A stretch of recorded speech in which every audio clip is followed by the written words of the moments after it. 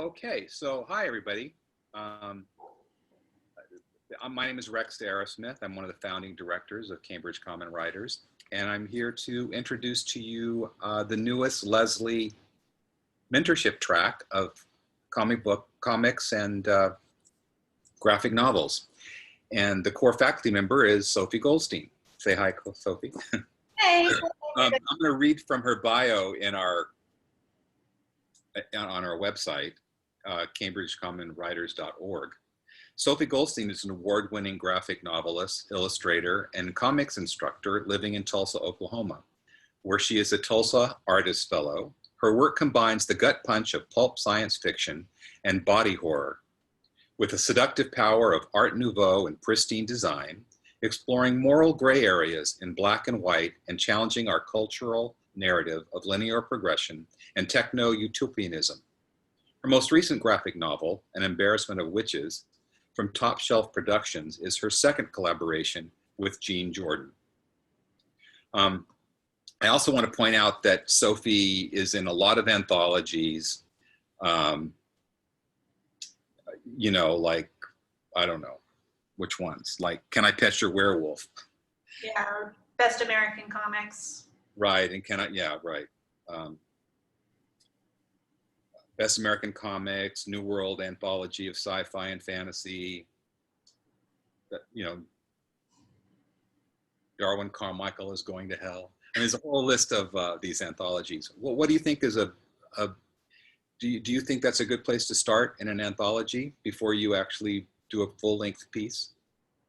I think that I don't think it's totally necessary. I think it can be, anthologies can be really great. Primarily, not so much for like quote unquote exposure, but I think that doing short comics are really great exercises. And, you know, anthologies generally have specific parameters around them. Like the New World anthology is about like first encounters between different alien societies. So that was the specific premise of that anthology. And so coming up with a story that fits that parameter, you know, maybe that wouldn't have been a subject that I would have done previously, but I had to kind of like stretch my brain to make that story. And it could only be 16 pages, which I know for someone who is new to comics, making a 16-page comic might seem intimidating, but when you've started doing graphic novels, like sometimes going back and doing a short story can be really difficult.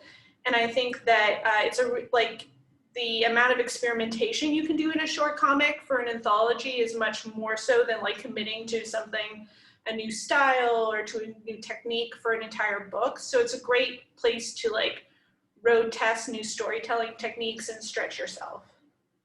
So do you think that stylistically the difference between a comic and a graphic novel is really just length?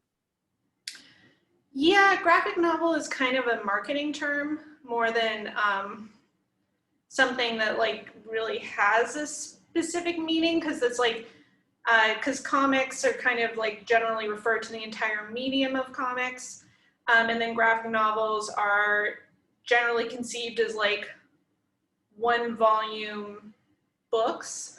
But then graphic novel is also used to refer to a collection of a bunch of comics that have just been bound into a single volume. So I think the first time graphic novel as a term was used was like Will Eisner when he was trying to get a contract with God published. And because comics was kind of like, you know, lowbrow, then he created this term graphic novel to help like, you know, get people on board with his comic that was like a very serious comic for adult readers.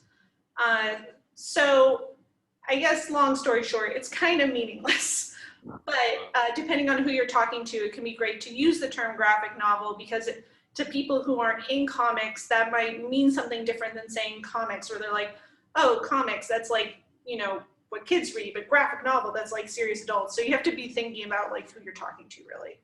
I guess for me, I was just trying to draw a comparison between what my idea of a comic was, which is sort of like, you know,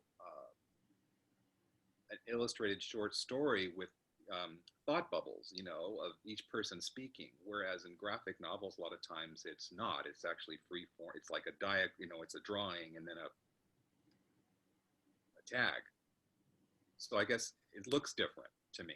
But I don't know if that's like necessarily the case. Are you thinking like a newspaper comic versus?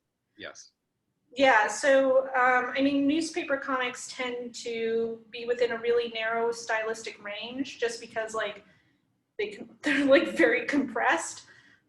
So I think that that's a lot of like, that was certainly my first interaction with comics when I was a kid, was reading newspaper comics. And there's some brilliant newspaper comics out there. Once you get outside of like just having a couple panels and you have the whole page to work with, there's just so much more flexibility about what you can do with the actual page layouts and like how you can approach that, like, you know, with captions and word balloons and sound effects and, you know, dynamic layouts. And it's a more expansive palette, but it's all comics. So that's something as a mentor teaching the genre, you will get a whole range of people who, what kind of drawing and what kind of stories they want to tell. And you I hope so. do the whole thing. I want to ask one sort of side question real quick. Do you think there'll ever be a House of Women Volume 2? House of Women, my graphic novel. No. I actually, it's funny, like with a number of my graphic novels, I've had people be like, when's part 2 coming out? And I don't know if that speaks to my like tendency as a storyteller to kind of leave things a little loose at the end and leave it up to the reader, or if it also speaks to kind of like how comics is a medium, like people have this expectation of like serializing that's kind of set up from newspaper comics, and then also from like Marvel and DC, where you have these like endless series. So, but I'm like, when I'm done, I am like done. No, because I think when I picked up that comic or that graphic novel, and I think it was actually titled that, you know. Oh, volume 1, yeah, that might have been a slight misleading yeah. for you, for your reader. It doesn't matter. So anyway, so let's talk about what your ideas of mentorship is. What do you think is going to happen? I mean, how do you envision teaching this genre? Well, the mentorship process, it's a little bit different than like, you know, a traditional school environment where you have multiple classes and multiple classroom teachers. It's much more of like an intimate one-on-one process. So like the student hopefully will be coming in and they would have their own kind of goals for what they want to do. Like either they would have a bigger project that they have been thinking about a long time and they want to like actually make progress on it and get into like a publishable shape or move further on it, or they have certain areas where they know that they need help developing their skills. So I can work with that student on those like specific areas and help them with a kind of like laser focus on what they want out of the program that normally wouldn't be available within like a traditional classroom setting. So I think that that's kind of the advantage of like the mentorship arrangement, is that it can really be structured to respond to like what the student wants out of the program. Do you think that, I mean, I think a lot of people might imagine themselves writing a graphic novel or a comic, and they're intimidated by the art aspect of it. Do you feel like you would be able to take somebody with sort of rudimentary artist skills and help them sort of find a style to have it fit their vision of a story? Yeah, I mean, I think that in many ways it's much easier to come from the writing end than to come from the art end. Like telling a story is very complicated, and I think that there's examples of very successful graphic novelists whose drawing skill set is not like super sophisticated. And in that case, it's really more about communication. So it's not about becoming a really skilled anatomist. If you're telling an intimate story about like for example, like a mother-daughter relationship over time, like you're not going to have like six packs on all of your characters. It doesn't really matter. Like what you need to convey are the emotional notes of that story. And so it's just about learning about creating a style that you can do that can emotionally communicates what you're trying to say. And I think that really anyone can do that. And there's plenty of examples of people, especially in Europe, like where there's a lot more, you see a lot more variety in terms of artistic styles. There's plenty of people who are doing like things that are like, you know, rougher, more sketchy or things like that. And that people love that. Like for a lot of people, that's what they prefer over a more like finished marble DC style. So yeah, I think that it's totally possible to come in with only rudimentary art skills and make something really great. I think that's really important for the alumni to know, also new students to know that they shouldn't be intimidated by the fact that, you're a very accomplished artist as well. So I think that's probably one of the things that will intimidate people most about coming into the genre. They're worried about their artistic skills. Yeah, I think I was looking to see if I had the book I was thinking of here, but I took it home. But there's this book called Fruit of Knowledge that that came out through Fantagraphics, and it's like a feminist historical perspective on like the discourse around women's bodies, and it's very funny, and it just packs in a lot of information. The style is like very cartoony and very like like more than stick figure, but still like not a super sophisticated style, but the author does like an amazing job with it. So so I think that if anybody is like looking for something to see what is possible, I think Fruit of Knowledge from Fantagraphics, unfortunately I'm not remembering the author's name right now, is a really great example. Great. I noticed I'm in reading a lot of your work, I noticed that you are a very strong believer, I think, in world building, because most of your pieces, take place in alternate realities. How do you vision yourself teaching world building to somebody? Because that's one of the more difficult concepts, I think. Well, I think that world building, even when you're working in science fiction environments, research can be really important, and kind of building a visual lexicon that communicates your world.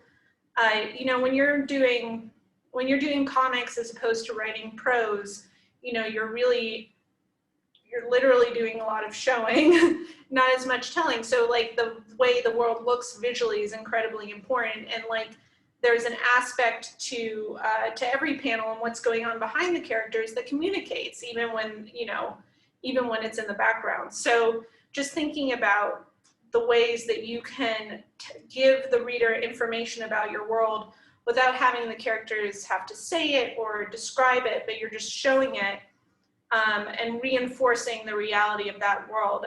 When I'm starting to do a book, I have a Pinterest board of just like all of these visual images that kind of evoke the style I want or the world I want, and I will like do sketches and things like that and kind of build that from different pieces. How do you decide if you want to do something in black and white or color? I mean, what do you think color adds, or what do you think that black and white actually does? Well, I have to say, like, a lot of that comes down to finances, because black and white is cheaper to print than color. So, I mean, when you're doing stuff that you're publishing primarily online, of course, it doesn't matter. You can use every color in the box. But, so I have my book, The Oven. So originally, when I made The Oven, it was anthologized in this series called Maple Key. And it was in black and white because that entire anthology was in black and white, and that was just a necessity. And then when it was picked up, so this was my second book, but my first book with a publisher. my first book was self-published. And so Chris Pitzer from Ad House, who published this book, he said he was able to afford doing a 2-color printing process. So when you're doing offset printing, sorry, this is going in a little in the weeds. When you're doing offset printing, which means like you're printing large quantities of books, usually, in some place like China, and then they get shipped on a pallet to the US. So as opposed to doing like print on demand. So in that case, like a 2-color printing process, I chose black.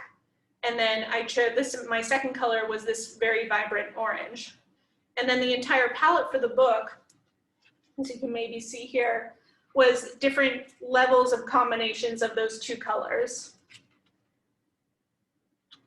So, so in that case, like I chose the orange color, but a lot of the design choices kind of derive from the limitations that were placed on me by the necessity of keeping the printing costs down. So I think that turned out to work out really great and really made for a richer book. And then for something like an Embarrassment of Witches, like my publisher for this book, Top Shelf, was willing to pay for full color printing, but I had to color this entire book myself. And so to make it a bit faster and easier for me to color, with the addition of a flatter that I hired to like place some colors. So I created a palette that had about 6 colors because it's just faster to color with a limited palette.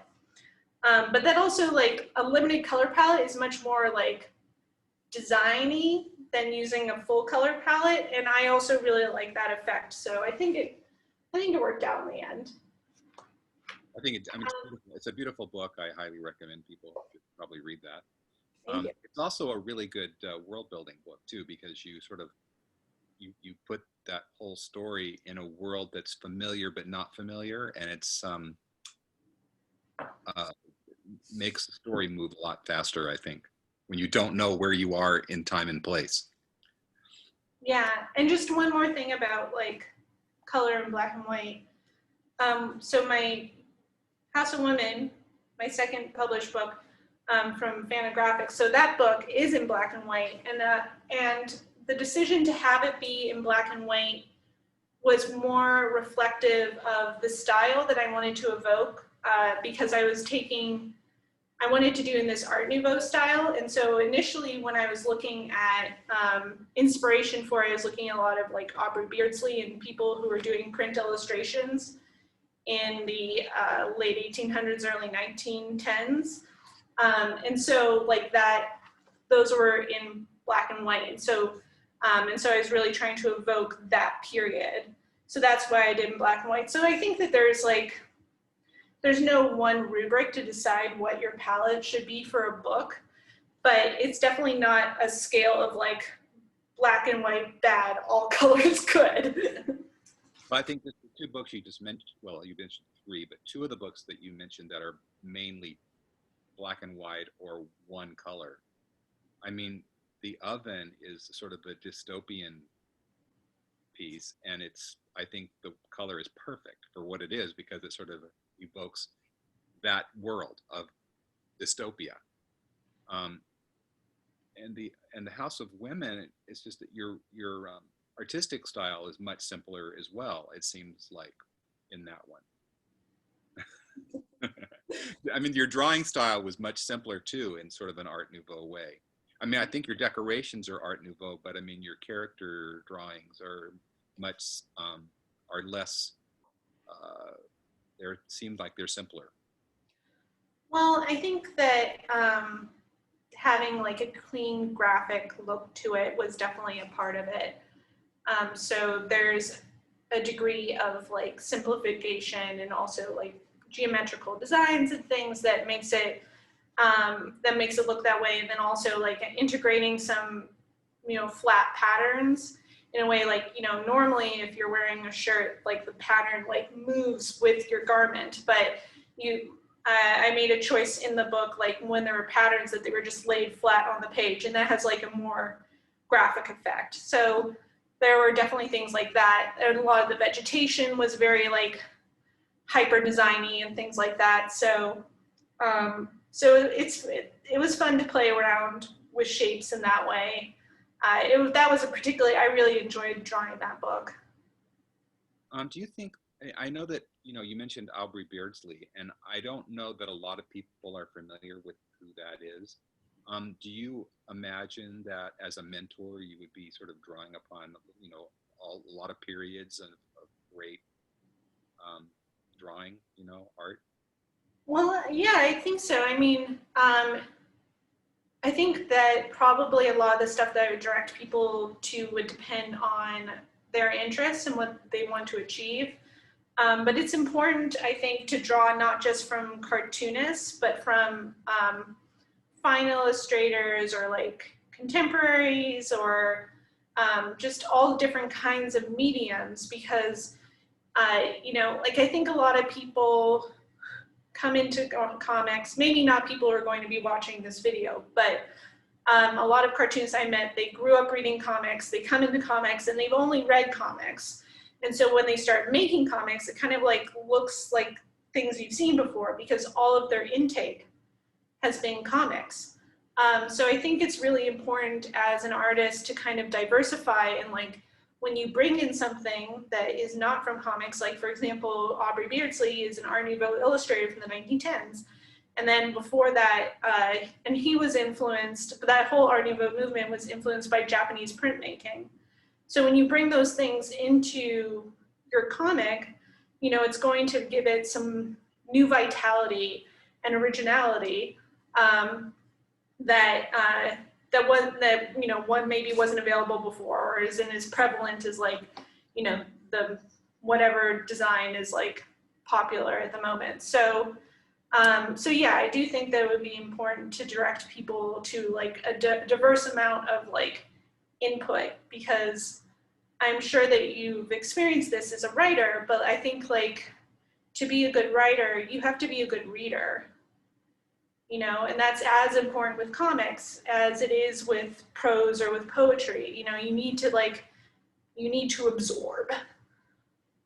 So I guess speaking of prose and poetry writers and nonfiction writers who are already alumni of the program, and they've already graduated, and they're all of a sudden finding out about you, do you think there's I guess, well, that's not even a fair question, but I mean, I know for a fact that, Lesley is open to taking students back in another genre, but it's not so much another genre, is it? Because you're actually just adding another level to their poetry or to their fiction or to their nonfiction.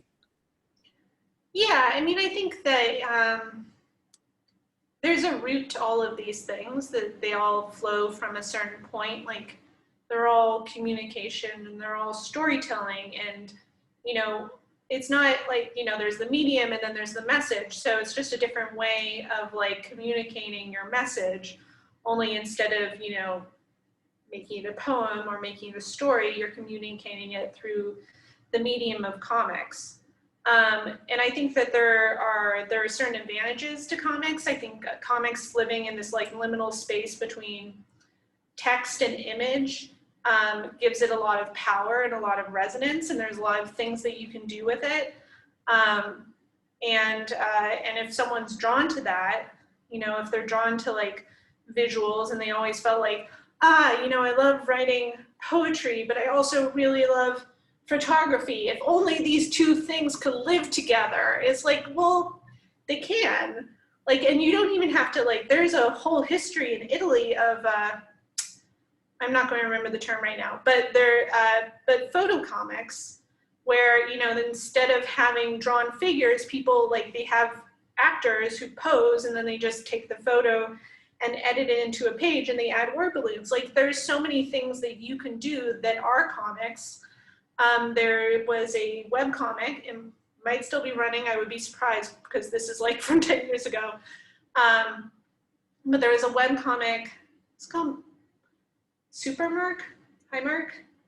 Anyway, it was all done with clip art. And it was extremely popular. So I think that you're only as limited as your imagination when it comes to comics and the things that you can do with it. It's such a flexible medium that you can really make it what you want. So I think it's great for anyone who is interested in imagery and wants to like bring that into their art form. And that's kind of exciting to me. So I think that a lot of people would find that very, very interesting. So we, I know that we approached you maybe, I don't know, a few months ago to put together a kind of a promotional piece. And maybe you can walk us through the development of that and how you tried to make that work. I think I'll see if I can put that up on the screen. You'd think I'd be more prepared than this.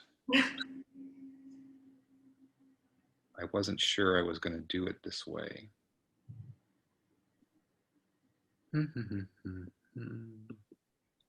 I will find it in a moment. But anyway, you can talk about that a little bit while I'm looking. Yeah, well, so we wanted to do a one-page advertisement for the whole MFA Lesley Writing program. So one of the things, there's 6 different areas, and that was kind of convenient because a 6-panel comic is actually like a 6-panel page is a very traditional like arrangement of panels within like especially indie comics. So each panel just we decided that each panel would represent a different genre, and then it was just about kind of like weaving it together. And the nice thing also is that because comics is a visual medium, we were able to choose a palette that would correspond with kind of like Lesley's colors. Do you need me to find it? I've got it right here. Okay. Yeah, and then we were able to like graphically arrange a lot of the information on the page and hopefully create something that's more dynamic than just a traditional like text advertisement. And I think that's one of the things, like we live in a very visual world. Like the internet has kind of trained us all to like seek and consume images. And so augmenting your message with imagery is really a great way to communicate and get eyes on something that you are putting out there. So I've seen a lot of comics used in an educational context. Like there's a lot more kind of comics that are used by businesses to communicate things with their own employees or instruction manuals or things like that, because people understand images in a more natural way often than would if you were like describing something through text. I mean, anyone who's bought a piece of IKEA equipment, IKEA furniture, will be familiar with that idea. Like there aren't even any words on there. They're just like visual images of how you construct something. So I think if you extend that more generally, you can see like how great comics can be as a communication tool. I lied, I can't find it. All right, I'll pull it up. It'll take me just a second. Take your time. I think initially we wanted to do it in black and white, but I think it was sort of genius of you to put in the Lesley green color. Yeah, I think it worked out pretty well. Wait, let me see. I do want to encourage alumni to share this, across their social media. All right, can you see it? I can, that's perfect. All right, so I think you can see like here's the 6-panel arrangement, and then we organized the additional information along the right-hand side. And so there's a nice dynamic between the different panels, showing different people kind of like who are living their lives, but also have stories to tell, which I think is a lot of the type of people that are drawn to doing this kind of continuing an MFA program. They've lived their life, they've been out in the world, and then they find that they have a desire to to tell something, to share part of their experience, and that's the point in which they like come to a program like Lesley. And then I think one of the things that I really like about comics is there's kind of like different levels of communication that can happen within a page.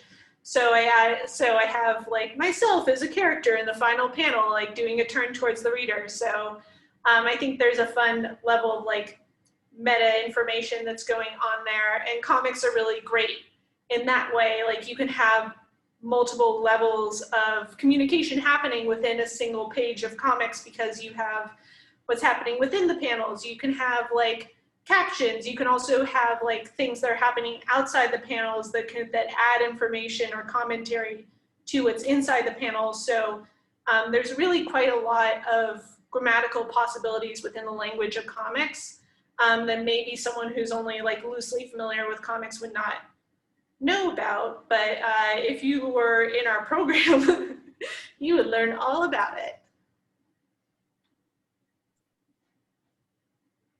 I think that when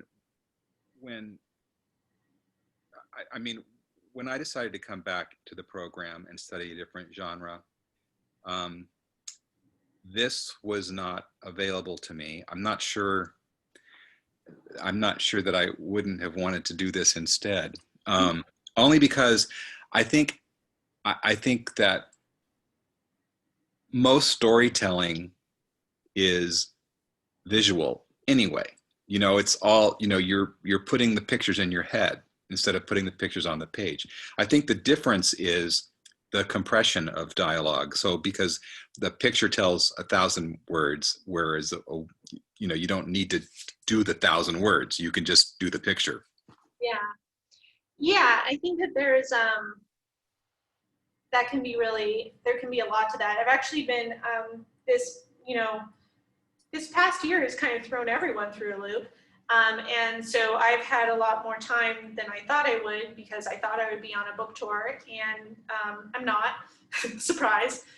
So I actually have been kind of practicing my prose writing muscles, and it's been really interesting for me, who I've not written prose in a really long time, to kind of like once again feel the differences between that and the necessity of like describing everything as opposed to showing it. And I think that there's like, for me, there's a like, I think people don't think of comics as being subtle, but there is an incredible amount of subtlety in like showing someone something, because you're not dictating to them how they should feel about it, or like, or how they should interpret it. And so you can have a lot of space within the reader's mind to like bring their own conclusions to it. And that's kind of one of the things I really love about comics. When I talk about my book, The Oven, which again, every time I mention it, I'm just going to bring these up. So in The Oven, a lot of the characters, they have these very simplified faces. Let me see if I can find a really good page to show you guys. So they're pretty simple. Like, they don't have like very carefully delineated eyes. They just have like little dashes. And for me, one of the reasons that I have other books where people have like their faces have more detail, but I made the choice to simplify their faces in this, because the more simplified the faces are, the less those faces communicate their emotions. So that means that it's on the reader. The reader has to interpret how that character is feeling from the context of the story, from their body language or from their dialogue and things like that. And to my mind, that extra work that the reader has to do actually like makes the feeling more intense within the reader, as opposed to seeing the emotion on their face, which places that emotion externally for the reader. So I think that that's like, you know, by withholding information in the way that you can do in a visual medium, you can give information, you can also withhold information. And there's a real power in that. Like, there's a whole, like, there's just so much to it. And I think that once you learn those tools, they're very, very powerful. Do you know if there's, I don't know, where did you go to school? I mean, how did you learn to do what you're doing? Well, my undergraduate was as an English major at NYU, but then like sometime later, I got my MFA at the Center for Cartoon Studies in Vermont. So I also went through an MFA program. And that was really instrumental for me. MFA programs, I mean, I think that there's a lot of cartoonists out there in the world who never went through an arts program, for sure. I mean, they didn't exist, 15 years ago. But it just accelerates everything. I think I chose to do an MFA because I wanted to get better faster than I could on my own. And I think not only did that happen, but then it placed me in a context with other people. And that meant that there were more influences on me. I ended up making a different kind of comics than I would have otherwise. And then also, by being in an MFA program, I met a bunch of people who become my professional contacts. So, I mean, that's really important when you're going through an MFA program. So that's my background. I mean, the Center for Cartoon Studies is in a little town in White River Junction, Vermont, so I had to move there for 2 years. Thankfully, that is not a requirement of this program. That's the beauty of this program. I mean, you get to spend a couple of weeks with each people twice a year, and the rest of the time you're working individually with your mentor, which would be you.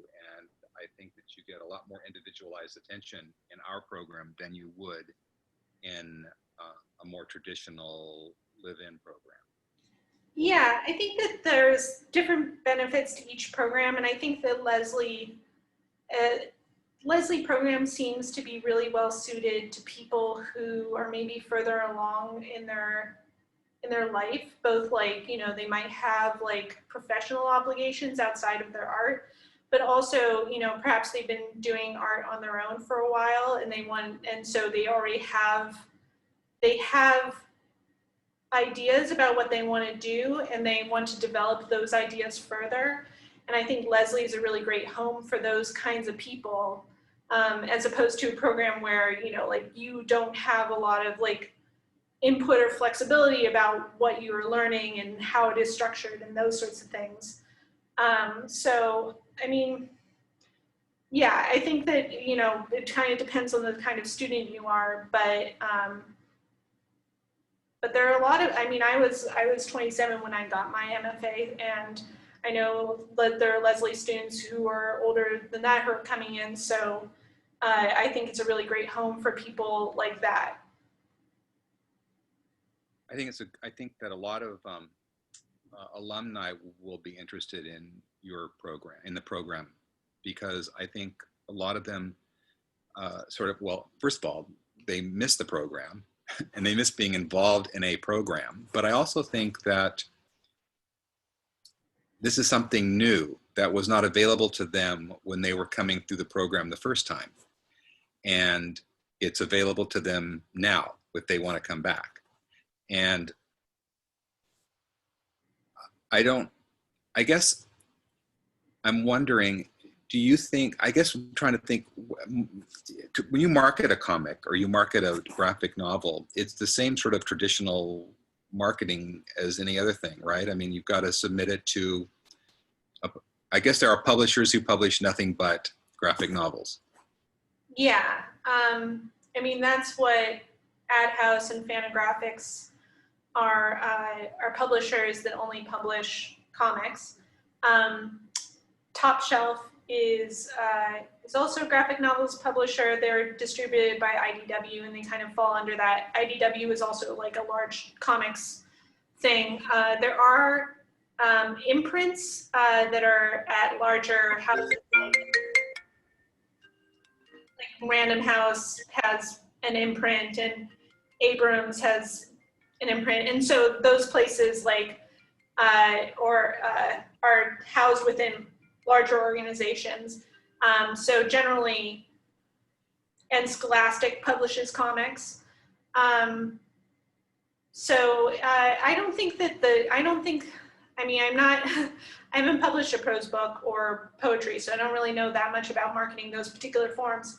But I think that there's, it's similar. You're going to be doing interviews and maybe putting together a book tour where you visit different comic book stores or bookstores and do things like that.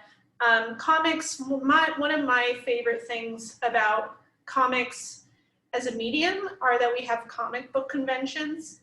And comic book conventions are really a kind of amazing spaces because that I think are very different than when you have like a writing conference or something, because like in these comic book conventions, you're generally, either you're just attending and you can get a lot out of that, or you are buying a table and then you are selling your own comics at that table. So that's how I got started. Like I would get a table at, I don't know, like there are a number of different shows I would do every year, and I would have my self-published mini comics and I would sell those at the shows. And that's how I made not only a lot of like connections with publishers and stuff, but you know, how I met some of my peers who are now my dearest friends. And I was also like made money, which is kind of important. And I think that those are amazing tools because comic conventions are amazing tools because it's a very democratizing aspect of our medium, because the entry level point is pretty low, and you can also, there are very well respected, well-known cartoonists who have made almost an entire career out of self-publishing their work, and that's not a thing to be shamed or embarrassed about within comics. It is like, it is a whole accepted thing that people do, and there's people who will like also publish books and then still do self-published mini comics that they sell at shows. So it's like, it's a much more malleable in that way. And I think that that it's just really great because comics as a space is like very welcoming community. At least I've certainly found it to be the case, and I think that it's only become more inclusive and diverse as time has gone on, and like as a whole younger generation of cartoonists have come up. Yeah, I really think that what happens when you go through an MFA program, a lot of times you wonder what's next. You know, what am I supposed to do with this? And I think that's a really good thing that you just, you know, you explain very clearly what happens next. There's ways to market your work. There's lots of ways to market your work that is different than, you know, submitting a poem to a journal. Yeah, I actually, so I went to, what was that famous conference that we met at? AWP. Yeah, so AWP. That was my first time going to AWP, a very different circuit than your comics circuit. And I was walking around all of these tables with these journals and asking questions like, oh, do you accept comics? Like all these sorts of things. And so many of them were like, oh, you have to pay these submission fees. And I was just like, what is this racket? Like, it is like, comics does not have that. Like, I'm not saying that you get like paid astronomical amounts to be in anthologies. I mean, some of them pay pretty well. A lot of them pay like, you know, like it's more of like a token thing than like something that you can support yourself on, but they pay you. There's an expectation there. There's not an expectation that you pay for the privilege of having someone look at your work. So, so really, I think that the writing world has some things to improve on, in my opinion. Well, anyway, thank you, Sophie. This has been a very interesting conversation. And you know, is there anything you'd like to make a pitch to prospective students? Yeah, I think so. I think that, so, you know, this is for the alumni network. And I think I also want to talk a little bit about the other person in the comics program, who's the chair of our genre, Pam Petro. And her background is in doing kind of more art books. So books that integrate like poetry and photographs and things like that into like a more of a collage type book. And so I think that it's important to highlight that because, you know, the comic, what you're seeing from me are like much more like traditional graphic novels and comics. But our intention for this genre is much bigger than that. So we really want students who are doing things that are different than, you know, panels and word balloons. We want people whose interests are word and images and bringing those together.